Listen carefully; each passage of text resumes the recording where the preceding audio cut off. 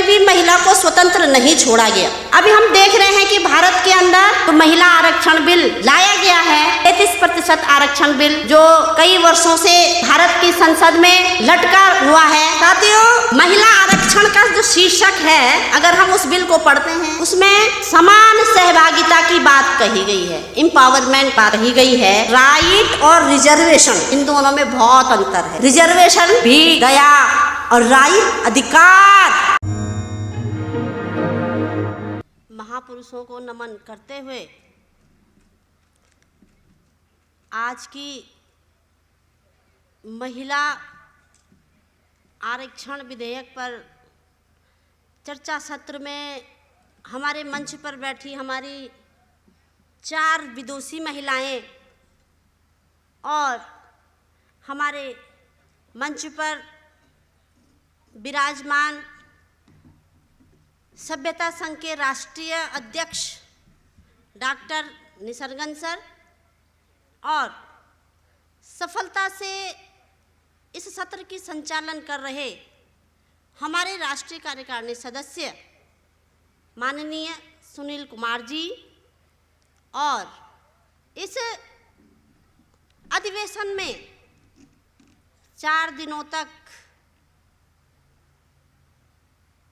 अपना सामाजिक दायरे में अपने चर्चा मंथन चिंतन करने के लिए एकजुट हुए समस्त देश के भाई एवं बहनों, सभी को जय भीम, जय मूल निवासी।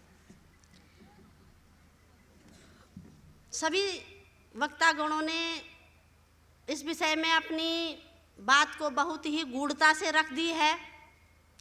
अब मैं इसे आगे कैसे एक माला में पिरो पाऊंगी, ये मैं प्रयास करती हूँ। साथियों, वर्तमान में हम भारत के परिदृश्य में देख रहे हैं कि संविधान के साथ जो निरंतर खिलवाड़ हो रहा है, संशोधन किए जा रहे हैं, मनमाने तरीके से जिस तरह से संविधान के प्राविधानों को तोड़ा मरोड़ा जा रहा है, उसी श्रृंखला में 2023 को जो ये बिल नारी शक्ति वंदन अधिनियम मूल निवासी ओबीसी एससी एसटी महिलाओं के लिए लाया गया और उस विषय पर बहुत ही प्राथमिकता के साथ वामसेप संगठन ने जो ये विषय रखा कि हमारे आने वाले इस अधिवेशन में हजारों कार्यकर्ता इस विषय के बारे में समझें, इस विषय के रहस्य, षड्यंत्र, धोखेबाजी पर जो भी यहाँ पर चर्चा होगी उसका खुलासा समाज में करेंगे। निसंदेह महिलाओं के साथ ये शक्ति वंदन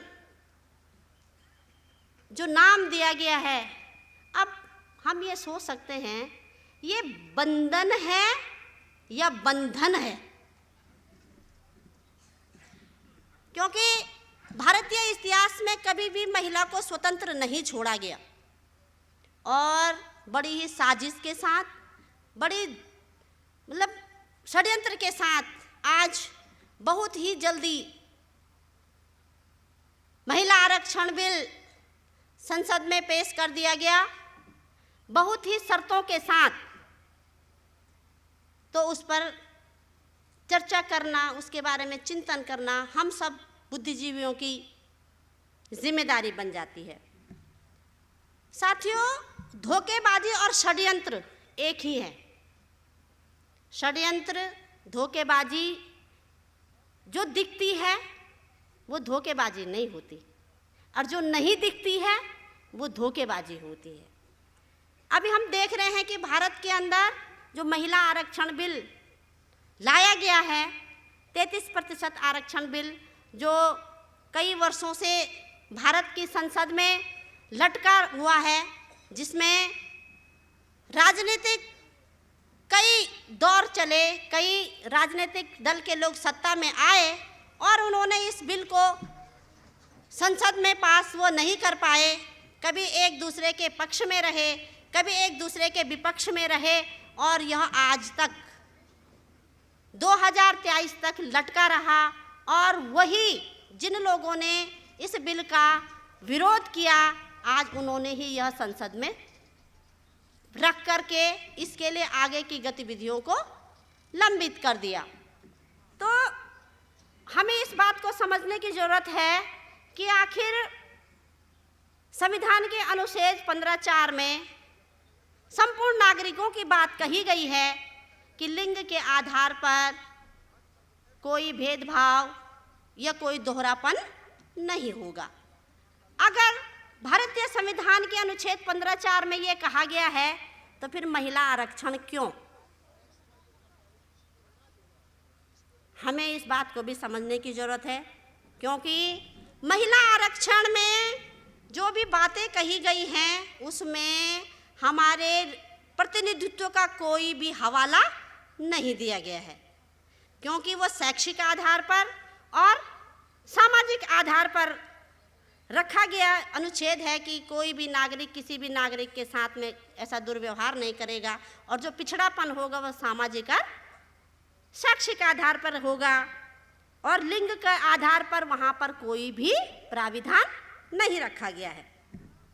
साथियों, हम महिला की बात कर रहे हैं कि हमारी महिला के साथ उत्पीड़न होता है, हमारी महिला हक वंचित है, लेकिन जो अग्रणी महिलाएं हैं जिनके लिए शासन सत्ता को हड़पने वाले लोगों ने 33% आरक्षण के लिए प्राविधान किया हुआ है, हम समझते हैं कि उनके साथ भी भेदभाव होता होगा, उनके साथ भी समस्याएं खड़ी होती होंगी, लेकिन जो समस्याएं, जो हक वंचना, जो परेशानियां मूल निवासी बहुजन की पिछड़ी महिलाओं के साथ होती है वो उनके साथ नहीं होती।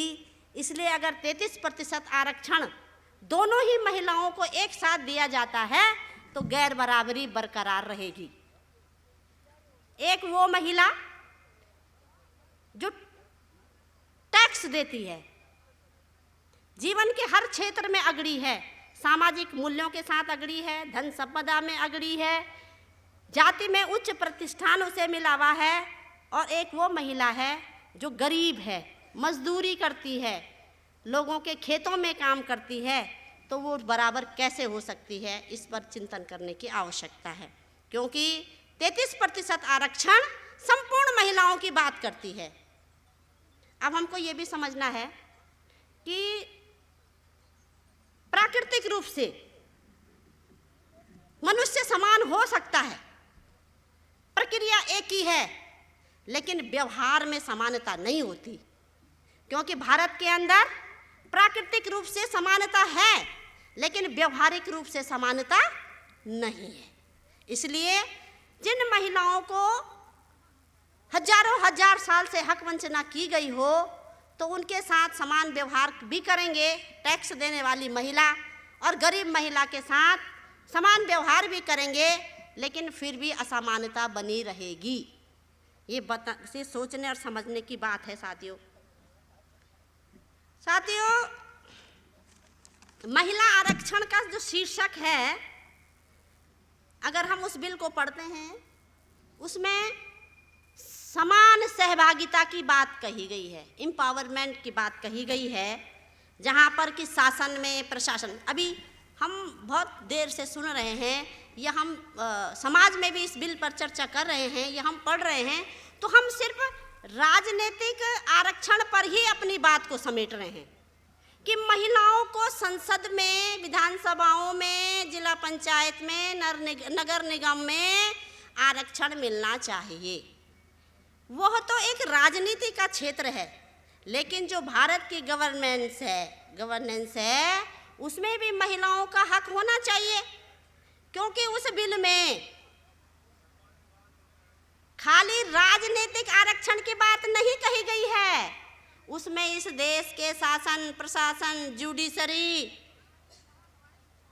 जो भी ऐसे प्रतिष्ठान हैं जहाँ पे हक अधिकार तमाम नागरिकों को समान मिलने वाले हैं, वहाँ पर 33% आरक्षण की बात कही गई है, लेकिन इस पर चर्चा नहीं हो रही है।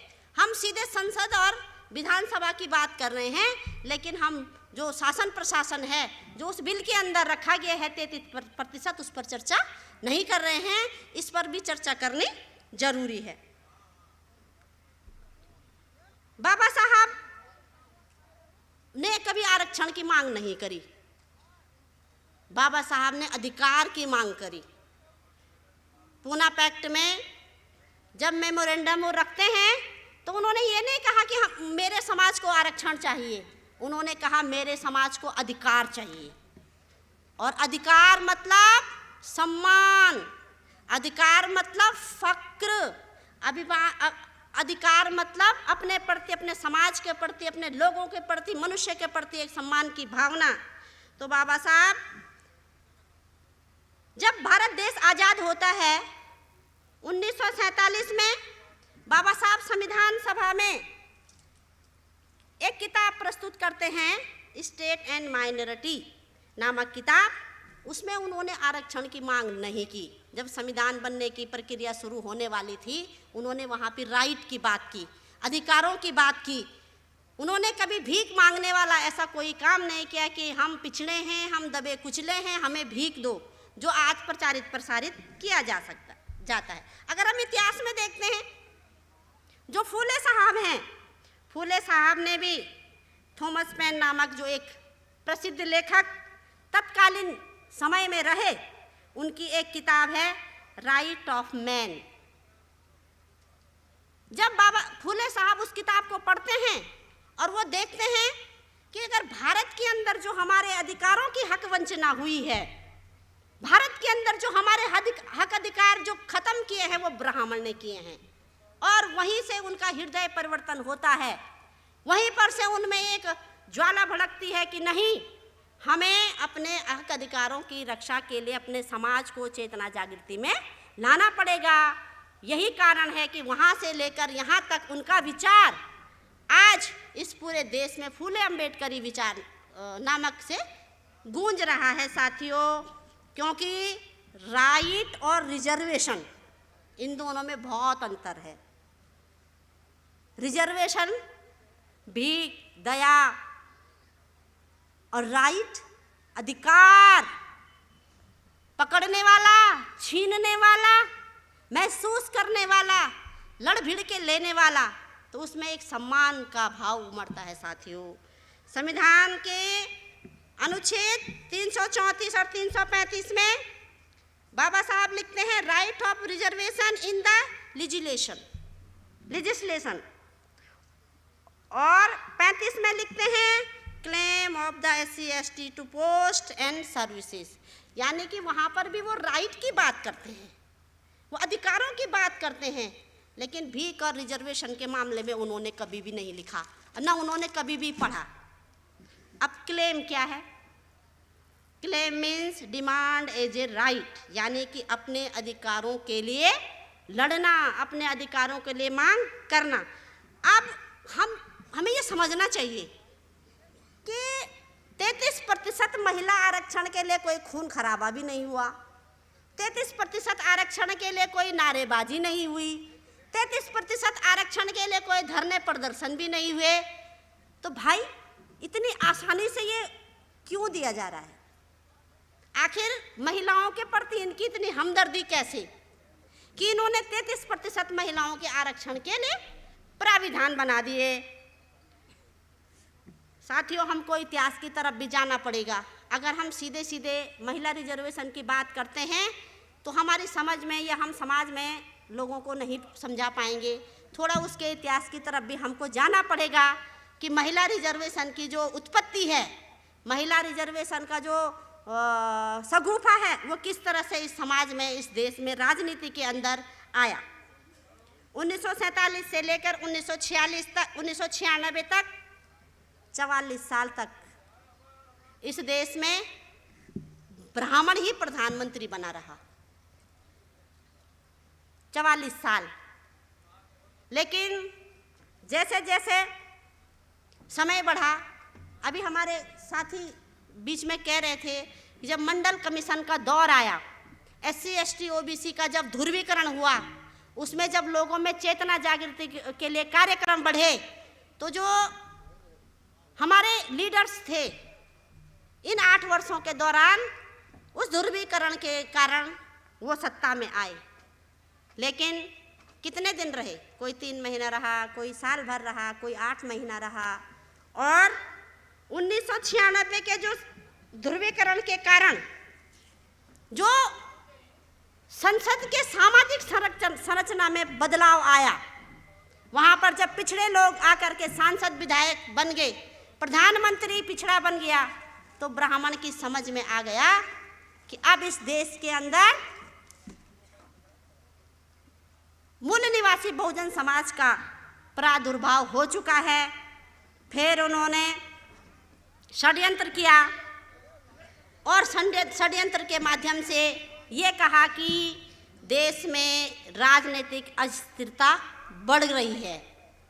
मतलब जो हजारों हजार साल से इस देश में 50 साल से 44 साल से राज कर रहे थे, उनके सत्ता से चले जाने के बाद कुछ एक पिछड़े वर्ग के लोग सत्ता में आए, कम ही अल्प समय के लिए जो प्रधानमंत्री बने, और उनके प्रधानमंत्री बनने के कारण उन्होंने फिर समाज में एक मुद्दा छोड़ा कि इस देश में राजनीतिक अस्थिरता बढ़ रही है, और जिसके कारण उन्होंने फिर षड्यंत्र किया और उन्होंने ये कहा कि इससे देश को खतरा है। अगर अभी पहले हमारे साथी कह रहे थे यहाँ पर, जब जब ब्राह्मण देश की बात करता है कि देश खतरे में है, जब जब ब्राह्मण धर्म की बात करता है कि धर्म खतरे में है, जब जब वो किसी भी दूसरे के लिए बोलता है, दूसरे के लिए बोलता है, तो समझ लेना चाहिए ब्राह्मण खतरे में है। और तब वो अपने लिए मांग करता है और वो मुद्दे छोड़ देता है समाज में। साथियों, इस महिला आरक्षण बिल की उत्पत्ति कांग्रेस के द्वारा हुई। जब राजीव गांधी प्रधानमंत्री बने तब कांग्रेस की सरकार थी, तो उससे पहले जो बोफोर्स का मामला हुआ और तत्कालीन कानून मंत्री बीपी सिंह थे, और उन्होंने उस समस्या से अपने पद से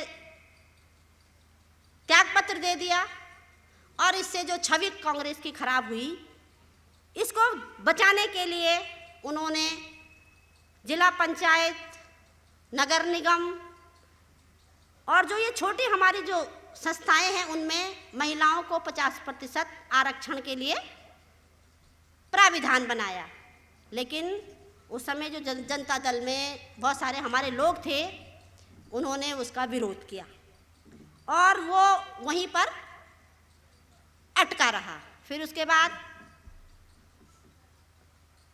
राजीव गांधी भी चले जाते हैं, उनकी हत्या हो जाती है, और फिर नरसिम्हा राव प्रधानमंत्री बनते हैं।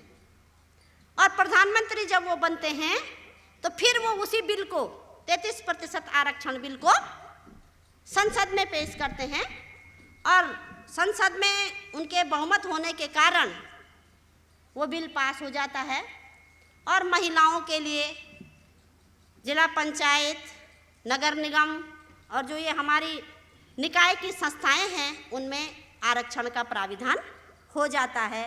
तो सीधे सीधे हम ये समझते हैं कि भारत के इतिहास में महिला आरक्षण बिल की जो जननी है वो कांग्रेस है।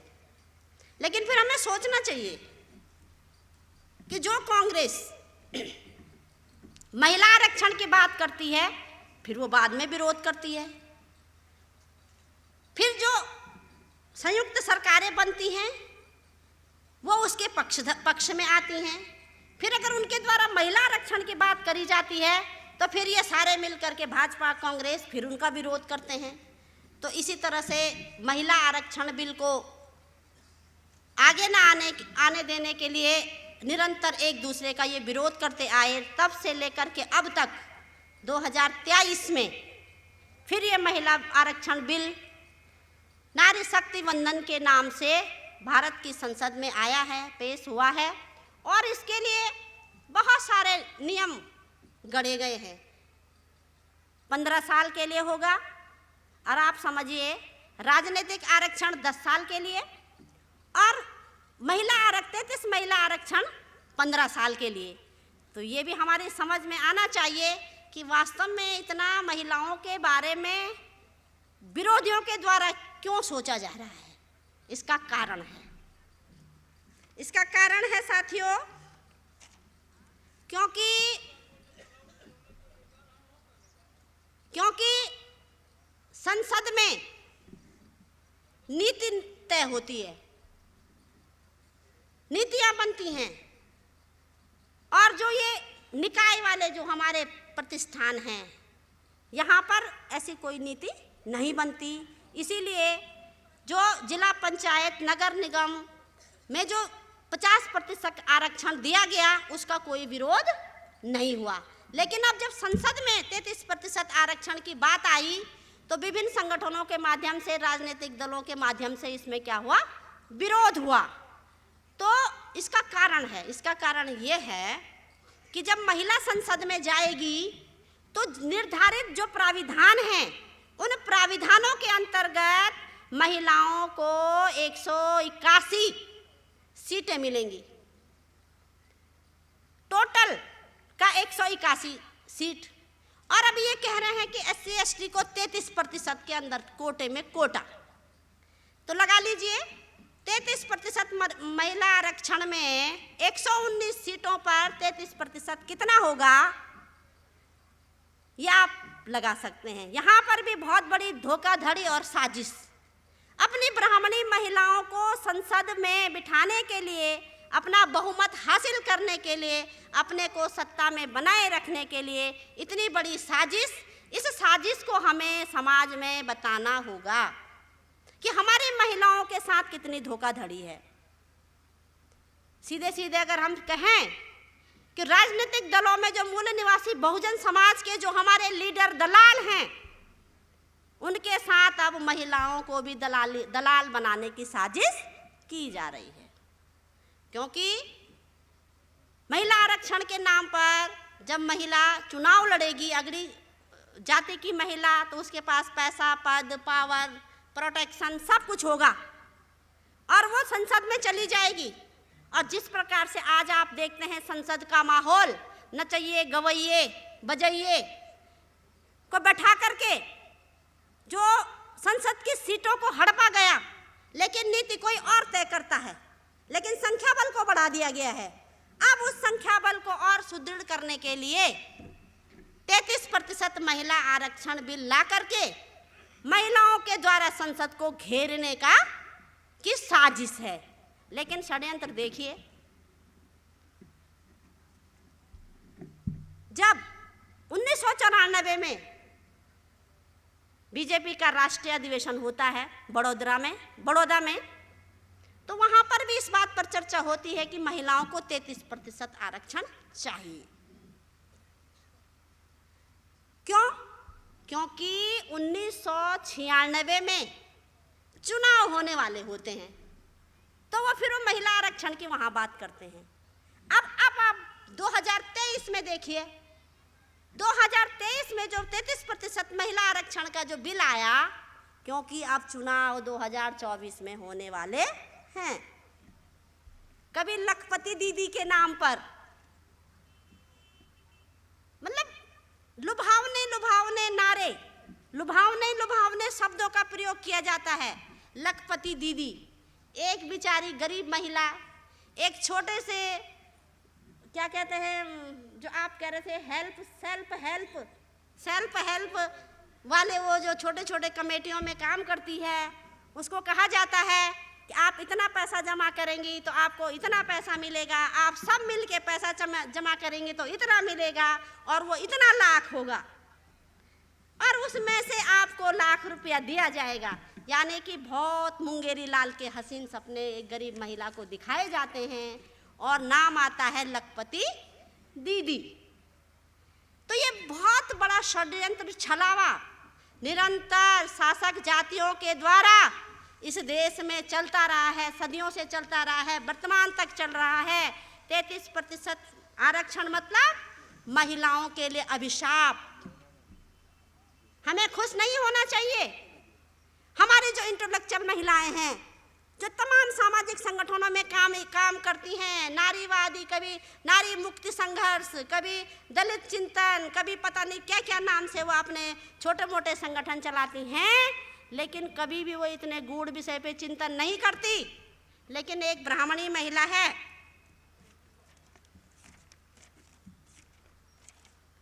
प्रेमा करियप्पा। प्रेमा करियप्पा महिला, एक डॉक्टर साहब ने भी एक जिक्र किया था, क्योंकि जब जब जो संसद में बिल आते हैं उन पर अगर बहुमत हासिल नहीं होता है या उन पर सकारात्मक वो नहीं होता, फिर प्राइवेट बिल लाते हैं, और प्राइवेट बिलों में जो बात उन्हें वहाँ कहनी होती है वो यहाँ कह देते हैं। जिन बातों का हवाला वहाँ छूट जाता है वहाँ किसी के द्वारा कहलवाते हैं। तो पूर्व में इतिहास में मैं बात कर रही हूँ, प्रेमा करियप्पा नाम की महिला ने, जो ब्राह्मणी महिला है, उसने प्राइवेट बिल संसद में पेश किया, और उस बिल में, अभी तो हम राजनीति की बात कर रहे हैं ना यहाँ, कि हमें 33% आरक्षण चाहिए, हम संसद में महिलाओं को बैठाएंगे, इधर जिला पंचायत में, नगर निगम में बैठाएंगे, लेकिन उस संसद में भारत के जितने भी संस्थान हैं, जितने भी उच्च पद हैं, उन पदों में कैसे महिला को बैठाया जाएगा, उसमें रोटेशन सिस्टम होगा। उस बिल में है ये कि एक बार में महिला प्रधानमंत्री बनेगी, दूसरी बार में पुरुष प्रधानमंत्री बनेगा, और वो रोटेशन सिस्टम होगा। ब्राह्मणी षड्यंत्र को आप समझते हैं, जहाँ पर जो उनकी महिला होगी वहीं पर रोटेशन चलेगा, जहाँ जहाँ उनकी महिला उम्मीदवार होगी वहीं पर उनका अपना चलेगा, और फिर एक ब्राह्मणी महिला संसद में आकर के उस षड्यंत्र को क्या करेगी, पूरा करेगी। दूसरा, SC/ST के लिए निर्धारित 119 सीट में 33% आरक्षण, जो मैं पहले भी कह चुकी हूँ। तो पहले, और उसमें शासन सत्ता, विधानसभा, राज्यसभा में जो रोटेशन सिस्टम होगा, उसमें कहाँ कहाँ होगा, देखिए आप, कहाँ कहाँ उन्होंने उस बिल में महिलाओं के लिए उप प्रधानमंत्री भी महिला रोटेशन में होगी, एक बार पुरुष होगा, फिर एक बार महिला होगी, और मिनिस्ट्रियल वर्ड में भी 33% आरक्षण होगा, जुडिशरी में 33% आरक्षण होगा, गवर्नेंस में जो हमारे गवर्नर हैं विभिन्न राज्यों के, वहाँ पर भी 33% आरक्षण होगा, और वो रोटेशन में चलेगा। और जब शासन सत्ता में षड्यंत्रकारी लोग होंगे तो लगा सकते हैं आप लोग कि कौन सी महिला उस रोटेशन में जाएगी और उनकी संख्या को पूरा करेगी। और यहाँ तक कि फाइनेंस एंड प्लानिंग कमिश्नर के चेयरमैन, वहाँ पर भी महिला, और उसमें कम से कम 2 महिलाओं का प्राविधान है। अगर हमारे समाज में इन चीज़ों का खुलासा हम नहीं करेंगे तो पूरी की पूरी संसद ब्राह्मणी शासक जातियां घेर लेंगी, और हमारी समस्या क्या रहेगी आप जानते हैं। बाबा साहब ने तो हमारे लिए सारी सुविधाएं दी, संघर्ष के रास्ते खोले, प्राविधान किया, राइट्स मांगे, भीख नहीं मांगी, दया नहीं मांगा, उन्होंने कहा राइट चाहिए, अधिकार चाहिए, ये देश हमारा है और इस देश के हम नागरिक हैं, हमको समानता के आधार पर, स्वतंत्रता के आधार पर अपनी पूरी हिस्सेदारी चाहिए, ये बाबा साहब ने कहा। अब मैं पहले ही कह चुकी हूँ कि संसद में ही 33% आरक्षण के लिए विरोध हो रहा है कि मूल निवासी बहुजन महिला को वहाँ नहीं आना है। SC/ST के लिए कोटे में कोटा, और OBC महिला का तो पत्ता ही साफ, OBC महिला का कहीं कोई जिक्र इसमें नहीं है। अब इस देश में 52% जो OBC हैं, उनकी महिलाओं का अगर पत्ता साफ होगा तो लगा लीजिए हमारी महिलाओं की क्या स्थिति होने वाली है। इसलिए जो ये षड्यंत्र है, 33% आरक्षण जो हमारे लिए अभिशाप के रूप में 2023 में विरोधियों के द्वारा पेश किया गया है, इसको हमें समाज में प्रसारित करने की जरूरत है साथियों। यहाँ तक कि तो कहाँ OBC की महिला आगे आने वाली, कहाँ OBC की महिलाओं के साथ में न्याय होने वाला। अभी बहुत सारे यहाँ पर अत्याचार, महिलाओं के प्रति दुराचार, उनका गायब होना, 13 लाख महिलाएं गायब हो रही हैं भारत के अंदर। लोकतंत्र में हम हैं 50% महिला, हम भारत के लोग। भारतीय के संविधान की प्रस्तावना में बार बार हम सभी कहते हैं कि हम भारत के लोगों में 50% महिला, और उसका प्रतिशत 13 लाख महिलाएं, बच्चियां, किशोरियां इस देश में गायब हो जाती हैं। तो वर्तमान में जो शासक जातियां सत्ता में हैं, हमारी सुरक्षा की जिम्मेदारी कौन लेगा, ये हमें समझने की जरूरत है बहनों भाइयों। अब जो अभी 2023 का जो मामला है,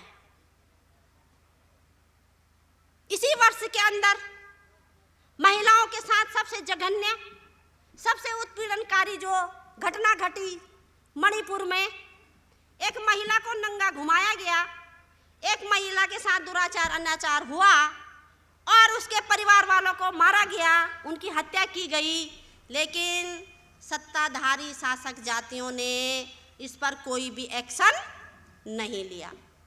जब उस महिला की इज्जत तार तार हो जाती है, एसटी की, आदिवासी महिला की, तो सोशल मीडिया के माध्यम से जब यह संचार समाज में होता है, तब जाकर के जब ये मामला सुप्रीम कोर्ट में जाता है, तब जाके हमारी शासक जाति के सत्ताधारी लोग उस पर बात करते हैं। तो आज की स्थिति में महिलाओं की हालत इस देश में से बदतर है।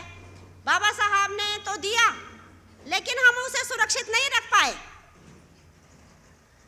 समानता, स्वतंत्रता बाबा साहब ने दी, राइट्स बाबा साहब ने दिए, ये पूरा का पूरा स्वतंत्र भारत हमें सौंप दिया, लेकिन हम उसको बचा पाने में असमर्थ हो रहे हैं। अब हम सबकी जिम्मेदारी बन जाती है, जो सामाजिक आंदोलन को आगे बढ़ाते हैं, सामाजिक आंदोलन में अपना तन मन धन दे रहे हैं, अपना समय दे रहे हैं, हम सबकी जिम्मेदारी अब ज़्यादा बढ़ जाती है कि जो इस तरह का षड्यंत्र इस देश में महिलाओं के लिए हो रहा है, इसका पर्दाफाश करना हम सबकी जिम्मेदारी है कि किस तरह से यहाँ शासन सत्ता में आकर के पुनः मूल निवासी बहुजन समाज को गुलाम बनाया जा रहा है। और मेरा सभी साथियों से आग्रह रहेगा, क्योंकि वामसेफ तो हमेशा हमारी प्रस्तावना में हमारे राष्ट्रीय कार्यकारिणी सदस्य ने भी बात कही कि वामसेफ हमेशा मुद्दा छोड़ देता है समाज में, और तब समाज में चर्चा होती है, क्योंकि वामसेफ हमेशा तर्क पर बोलता है, वामसेफ हमेशा सच्चाई पर बोलता है, और जब जो बात सच्चाई के द्वारा होती है, तर्क पर होती है, तो समाज उसे नकार नहीं सकता। तो जब हम समाज में इस महिला बिल के पक्ष के विरोधी कहेंगे, मैं भूल रही हूँ, जब महिला आरक्षण बिल पर बात हो रही थी, तो हमारे ही समाज की महिला, इंटेलेक्चुअल महिला विरोध कर रही है कि वामसेफ महिला आरक्षण का विरोध करता है, लेकिन वो इस बात को समझ नहीं रही है।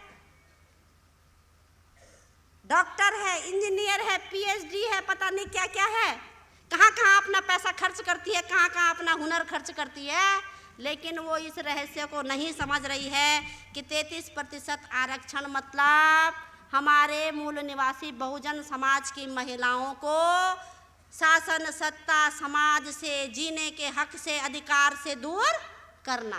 तो मैं इस मंच के माध्यम से आह्वान करना चाहती हूँ उन महिलाओं को, आप आइए, इस सामाजिक आंदोलन में अपनी भूमिका निभाइए, अपनी विद्वता का परिचय दीजिए, अपनी बातों को, अपनी शिक्षा को उजागर कीजिए और समाज का प्रबोधन कीजिए, ताकि इस देश में हम जैसी महिलाएं 50% का हिस्सा हमारा वो हमको मिले और हम इस देश में चैन से जी पाए। नहीं तो इस तरह के आनन फानन में जो ये बिल आ रहे हैं, आज 33% आरक्षण के नाम पर ब्राह्मणी महिलाओं को प्रतिनिधित्व देकर शासन सत्ता में फिर हजारों हजार साल तक का कब्जा करने की जो साजिश है, अगर वो साजिश कामयाब हो गई साथियों, तो हम फिर वहीं चले जाएंगे जहाँ से बाबा साहब फूले साहब, रामास्वामी पेरियार और तमाम हमारे महापुरुषों ने हमको उबारा था, वहीं चले जाएंगे साथियों। इस पर बहुत ज़्यादा ध्यान देने की ज़रूरत है। समय ज़्यादा तो नहीं हुआ? अभी हो रहा है। तो महिला आरक्षण बिल जो साजिश है, उस साजिश का इतिहास बहुत पुराना है। इसमें हमारी महिलाओं को भ्रमित किया गया है कि जो 33% आरक्षण है उसमें आपको पूरी हिस्से दी जाएगी और SC ST के लिए कोटे में कोटा दिया जाएगा। अब कोटे में कोटा लेकर के तो हम पिछड़े ही रहेंगे ना। कोटा क्यों मिल रहा है? पिछड़ेपन की वजह से। अगर यहाँ भी हमको कोटे में कोटा देंगे तो हम राजनीति में भी पिछड़ जाएंगे। हमारे पास पैसा नहीं, हमारे पास शिक्षा नहीं, हमारे पास गाँव में गरीबी है, भुखमरी है, कहाँ महिला राजनीति में पदार्पण कर पाएगी। हमारी महिला के पास शिक्षा नहीं है, कहाँ से वो जुडिशरी में आ पाएगी। हमारी महिला ज़्यादा पढ़ी लिखी नहीं है, फाइनेंस मिनिस्टर कैसे बनेगी। हमारी महिला गरीब है, कहाँ से वो अपना घर चलाएगी। तो साथियों, हमको इस विषय में बहुत ज़्यादा सोचने विचारने की ज़रूरत है। और जो नारी शक्ति वंदन जो बिल आया है, उस बिल में शर्तों के साथ भारत की संसद में उसको रखा गया है कि ये 15 साल के लिए होगा। और 15 साल के लिए भी माननीय निसर्गन जी ने बता दिया कब बिल आएगा, कब वो सत्ता में आएंगे। हो सकता अगर बहुत ज़्यादा प्रचार प्रसार हुआ, समाज में चेतना, राजनीतिक चेतना जागी, अगर वो लोग शासन सत्ता में ना आए, अगर हमारे सामाजिक कार्यकर्ता, हमारे लोगों ने अगर बहुत ज़्यादा बड़ी मात्रा में काम किया, तो फिर वो बिल लटक जाएगा। और हम चाहते हैं ऐसा अमानवीय बिल हमको नहीं चाहिए।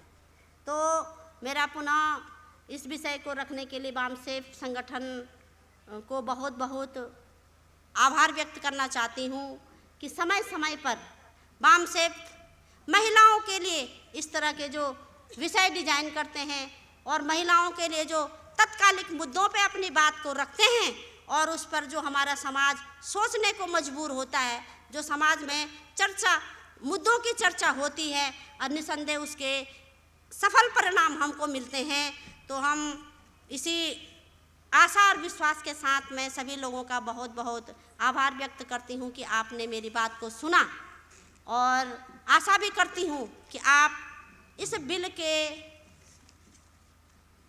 का जो अभिशापित बिल हमारे लिए लाया गया है, इस बिल के बारे में आप समाज में लोगों का प्रबोधन करेंगे, लोगों को जगाएंगे, लोगों को इस बिल के प्रति जागरूक करेंगे कि यह हमारे मूल निवासी बहुजन के लिए कितना खतरनाक बिल है। मैं इन्हीं शब्दों के साथ अपनी वाणी को यहीं पर विराम देती हूँ। जय भीम, जय मूल निवासी। MNT न्यूज़ नेटवर्क को सब्सक्राइब करें, लाइक और फॉलो करना ना भूलें। साथ ही बेल आइकॉन दबाकर जन जागृति की मुहिम में जुड़े रहें।